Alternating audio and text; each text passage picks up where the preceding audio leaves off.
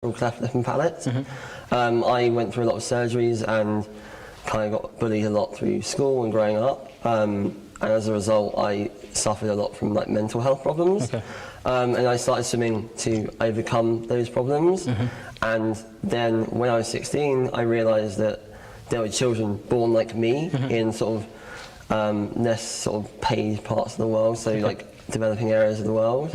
That didn't receive like free cleft care like I do in England, and I didn't think that was right, so I decided to combine my love of swimming with my sort of need and passion to help other people born like me, and then that's how it became a thing. All right, I want to take you back a little bit. Sure. When you said you went through several surgeries, how many to be precise? Yeah, so I've had over 30 operations myself.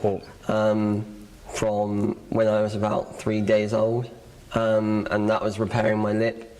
And then when I was about 6 months old, I had my palate repaired, which is what a lot of the children would have here with Smart Train for free. And then I also had a lot of surgeries in England to do with like speech, like nose surgery, jaw surgeries, essentially just to be able to like smile properly. There was a lot of things going on. Let's go back to how it was for you growing up and just interacting with people, because you say you came across a lot of bullying. How was it first? So I think when wherever you're born, you know, when you're growing up, you kind of want to belong to a group, whether it's a friends or, you know, a sort of community. And for me, when I was born, like other cleft children, you look different to the normal, like what sort of like society says you should look like. And as a result of looking different, people and children would sort of notice those differences and point them out. So I was sort of like name called, like I was sort of beaten in schools just for essentially being born different, which is crazy. How was the feeling for you when you're going through that? Yeah, so I went through a very dark time. When I was about 14 years old, I was in secondary school, and I got to a point where like I didn't want to go to school anymore. I didn't really want to even leave my house in the UK because I was so afraid of people like calling me names or hurting me. So, you know, I had very much given up by the age of about 15 years old, just from literally the constant comments, because, you know, I was already aware that I was different, so I already had like internal problems going on, and then those kind of comments from the outside world of the other people kind of reinforced that my belief was correct and that I was like the odd one out. When you were going through that at that particular moment, and I want to understand whether was there any help in trying to get you out of that and just trying to help you, you know, deal with whatever you're dealing with and what society actually did project? Yeah, so this was around 2013, so social media wasn't even really a big thing back then. So my parents, because I was the first child born with cleft in my family, they didn't really understand like how to deal with the sort of journey of being born with cleft and what you experience. So I had to find a lot of it for myself and kind of go through the sort of murky waters of understanding how to cope. And that's kind of why, the other reason why I wanted to talk out, because I didn't want other children like me feeling like I did as a child, and that's kind of why I began to do the fundraising as well, to kind of raise awareness of that problem. Let's get back to, there's a time when you're about 15, when you are a little bit low because of what you felt and what people made you feel at that particular time. Then at around 16, that's when you decided to come out and say, okay, I want to fight for people who have the same condition that I do. When did the courage to actually speak about it and actually, you know, come out and say, I'm going to be advocating for this? How did it come about? That's a good question. So when I was growing up, I just to get some context, I wouldn't be sitting here talking to you. Okay. I would be rather sort of curled up in a ball in my house. I wouldn't want to talk to anyone. And then I think when I found Smile Train and I could see the level of problems in sort of low and middle income countries, that, you know, the misinformation and the fact that, you know, if a child is born with a cleft like here, they're like ostracized from their communities, and there's a lot of very serious problems that occur that absolutely should not be occurring because of the simple solution behind it.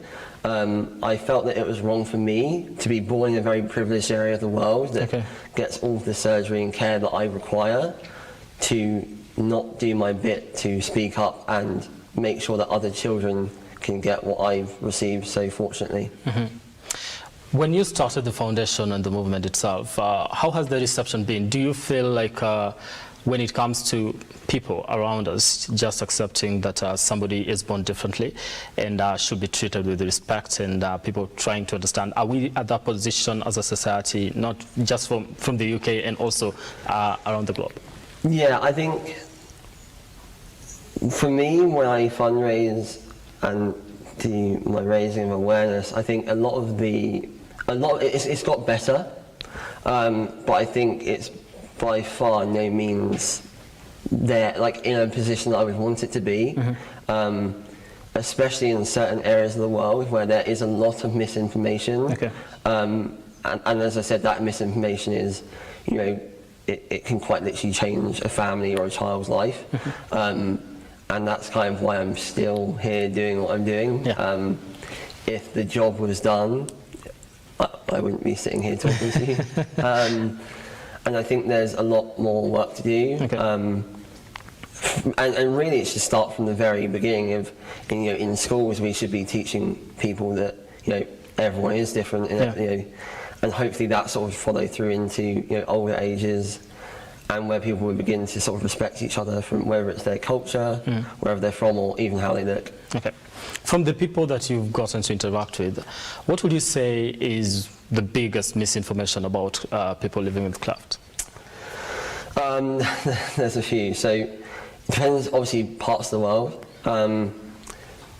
A lot of the ones with, I would say, there's sort of two I can think of mainly. One being when you're born with a cleft, it's sort of seen as like either a curse or, you know, it's because the mum's taken something or done something like sort of witchcraft, when it's really not that. It's not that. And that actually in some countries can lead to children like being killed, or parents being literally like kicked out of their sort of community or like their tribes.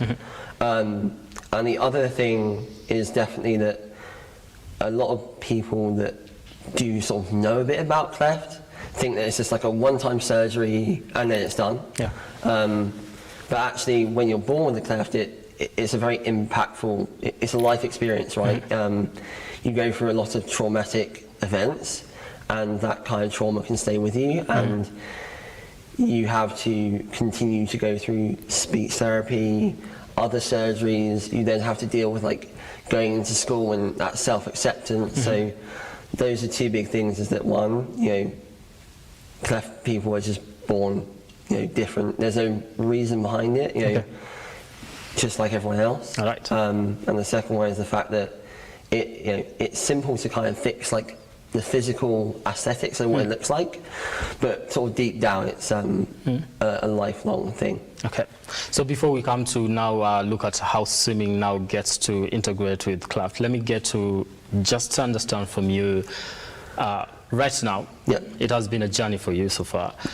From 16 years, you decided to rise up and say, I'm going to advocate for this.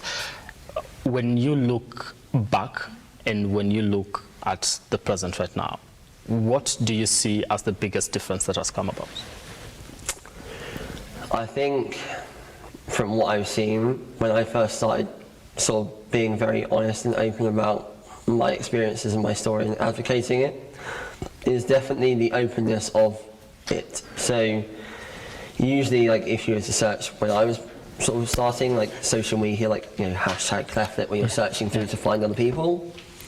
There was no one really talking about it. Whereas now, sort of in 2022, there's such an amazing community out there, where you can meet people from all around the world that have similar experiences to you, and I think that makes it a lot easier for people to connect and talk to like-minded people that are going through the same thing, because I didn't get that, and that I think is a very big sort of positive. So right now we have that conversation happening, and it's very important. For sure, but I think it still needs to, I think we still need to be more open about it, especially in, as I said, low to middle income countries where I feel like there's still a bit much more of a taboo around it. Again, probably because of the misinformation and things around that. Now, as someone who was born with it and who has gone through the journey itself and just the surgery is trying to correct it, what would you say would be the best way to address the issue so that we remove the misinformation part, and also just the people, the kids that are born with cleft actually get the courage to actually talk about it and all that, and not get to be bullied? That's a good question. I would say education and empowerment. So education for the people that believe wrongly, again, starting from at a school level, and also people that may have those false beliefs at an adult level. It's not their fault if they're taught incorrectly, it's just that's kind of why you should re-educate. And then empowerment for the children themselves. Obviously, if you're growing up in parts of the world where you think you're born from witchcraft or a curse, like you're not going to want to talk out about the thing you have, or if you've had the repair and it's not as obvious, but you still know where it's come from, I think you're less likely to talk and speak up.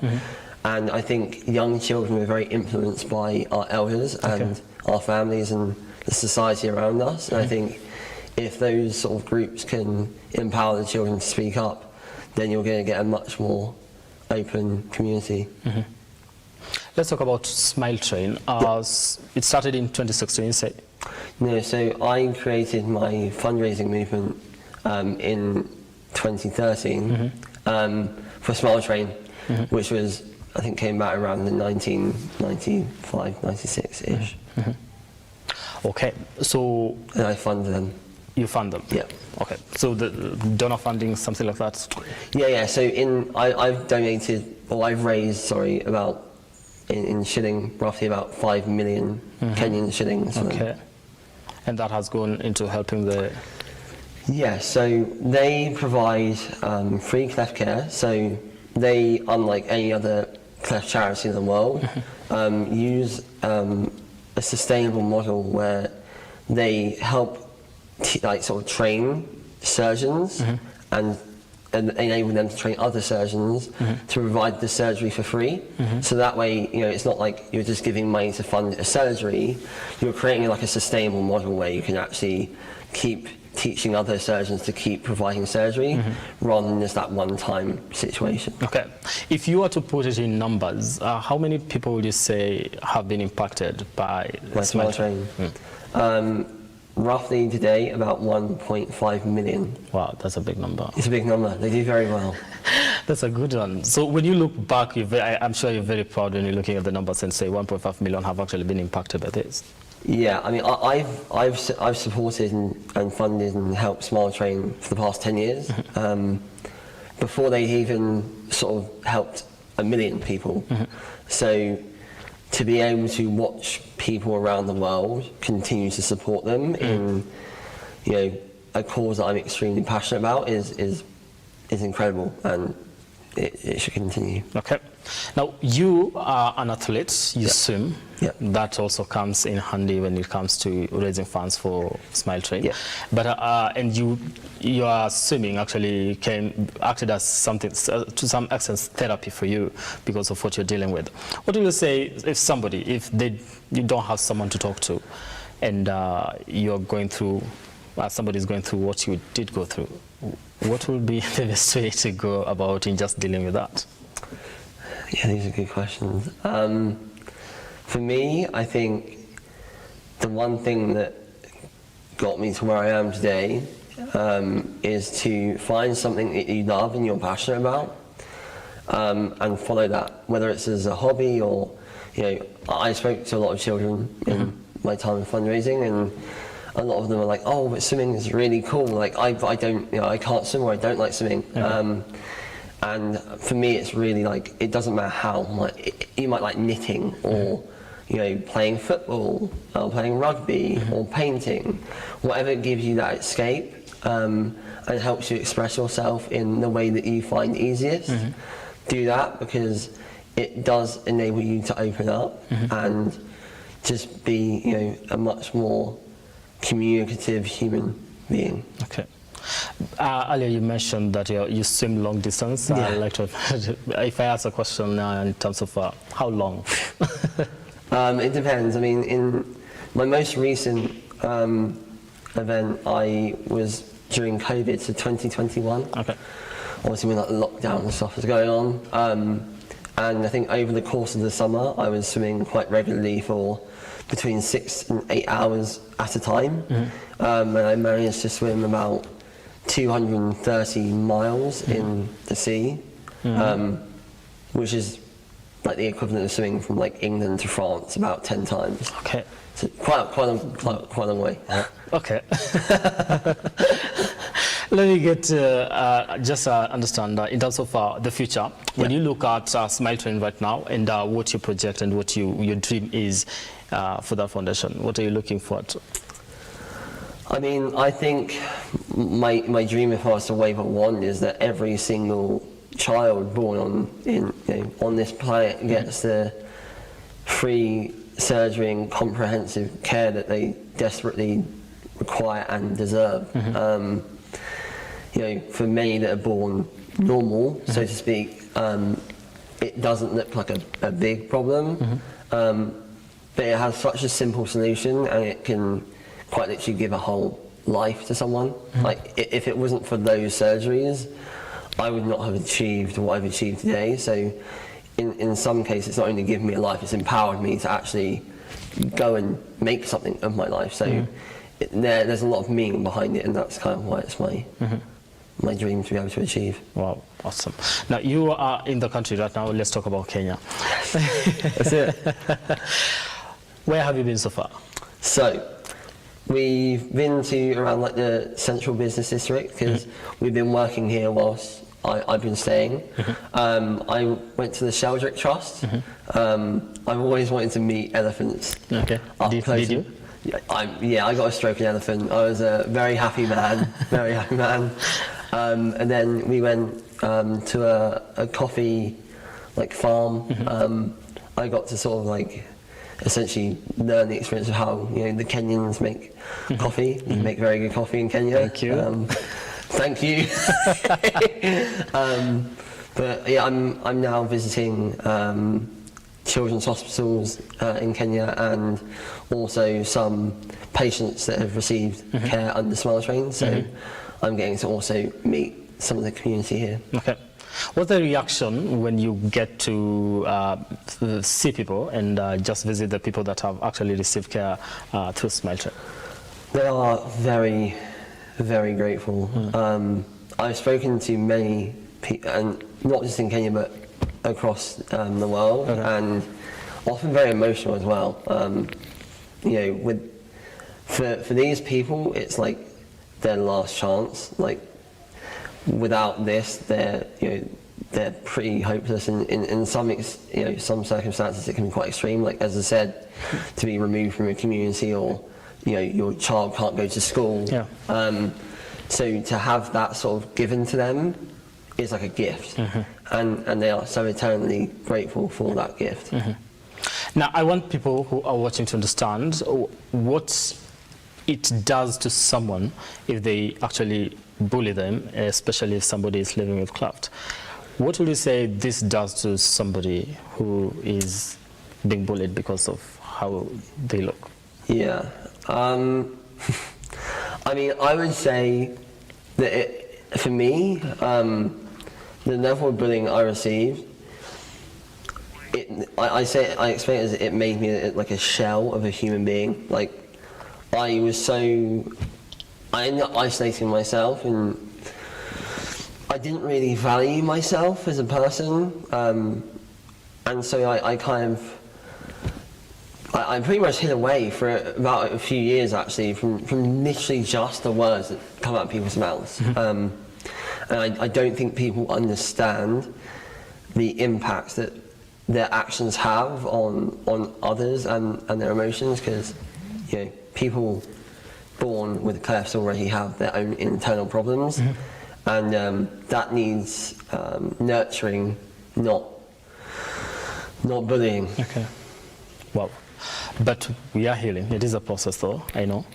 It is indeed. Yeah. Okay. Right. Now, as we wind up right now, because we're running out of time, how does somebody get in touch when they want to, you know, receive the services and all that, and somebody is watching somewhere and they are going through the same and would like to, you know, get in touch with Smile Train? How do they get in touch with that? Yeah, sure. So Smile Train are online, so you can simply go on Instagram, Facebook, Google, and just literally search in Smile Train. Okay. And they also have, you know, different sort of groups. So you have like Smile Train UK for the UK, Smile Train Kenya, they probably have a page as well. So that's a really good way of getting in contact with them. And if there's any people that watch or that know people with clefts anywhere, they can message me directly. I'm always more than happy to have a conversation again, it's mainly Instagram and Facebook, at Freestyle for Smile, and you'll find me. Freestyle for Smile.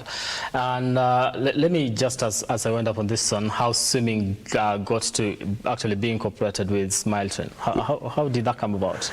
Yeah. So as I said, because of my cleft journey and my bullying, I dealt with that through swimming, because obviously through my mental health problems, that kind of helped me feel much more better and open and heal from the whole process of what I dealt with. Okay. And then when I found Smile Train at the age of 16, before that I didn't know that there were other children born with clefts that didn't receive care for free.